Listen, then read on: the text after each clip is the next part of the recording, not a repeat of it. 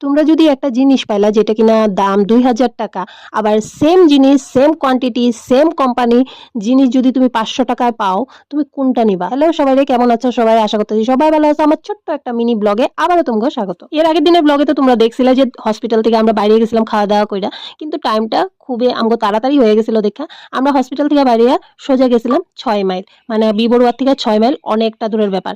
তার লিগেই ১ম এ আমরা হসপিটাল থেকে বাইরিয়া গেলাম নেপালি মন্দির, আর নেপালি মন্দির থেকে আমরা সিটি বাস ধইরা গেলাম ৬ মাইলে কিছু কাজের লিগা। আর হ্যাঁ, এর আগের দিনের ব্লগে তোমাদের কাছে কইছিলাম যে ওষুধের টাকা-পয়সা নিয়ে কিছু কথা আলোচনা করুন। কারণ এর আগের দিনে এই কথাটা আলোচনা করার মতন টাইম আছিল না।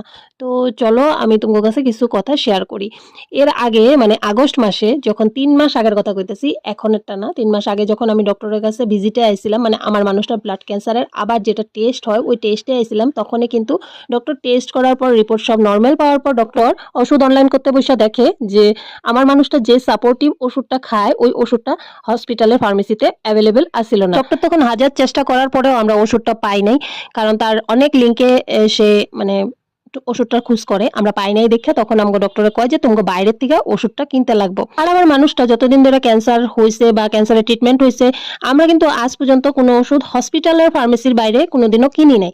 তো আমগো এটা আইডিয়া ছিল না। তো ডক্টর আমগরে মানে বহুত চেষ্টা করে আমগো এই ওষুধটার লিগা, কিন্তু আমরা পাই নাই দেখে ডক্টরে বাইরে থেকে কিনতে কয়। তারপর আমরা এই ওষুধটার লিগা আমগো যে ভ্যাকসিন সাপ্লায়ার আছিল ওর কাছে কন্ট্যাক্ট করি, আর উই আমগো ওষুধটা জোগাড় করে দেয়। তো আমরা তো কিনা নিয়ে আসি, নিয়ে আসার পরে আমার মানুষটা ৩ মাস এই ওষুধটা খাওয়া চলে। খাওয়ার পরে এইবার যখন আমরা আবার হসপিটালে চেক আপ করি, চেক আপ করানোর পর রিপোর্ট ভালো আসে, তখন আবার আমগো ডক্টরে সেই একই ওষুধ কন্টিনিউ করতে কয়।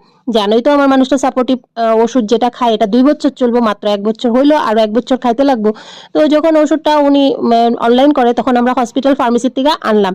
আর জানো ওষুধটার মধ্যে কতটা দামের তফাৎ? আমরা যে বাইরের থেকে যে ওষুধটা নিছিলাম ওই ওষুধটা ৩,৫০০ টাকা দিয়ে কিনছিলাম ৩ মাসে, আর এখন যেটা ওষুধ আমরা হসপিটাল থেকে পাইয়া গেছি সেম ওষুধ সেম কোয়ান্টিটি ৩ মাসের এই সব কিছু মিলাইয়া মাত্র ৭০০ টাকা। তবে বিলটা হয়েছিল ৯০০ টাকার, কারণ আরো অন্যান্য ওষুধও আসছিল, তো ওগুলার লিগে ৯০০ টাকা বিল হয়েছিল, কিন্তু আমরা ৭০০ টাকায় পেয়েছি। তবে ভাবো যে হসপিটাল থেকে ওষুধ আনা আর বাইরের ওষুধের মধ্যে কতটা পার্থক্য। তবে এই এক্সপিরিয়েন্সটা আমগো আসিল না, এটা আমগো ফার্স্ট টাইম আসিল।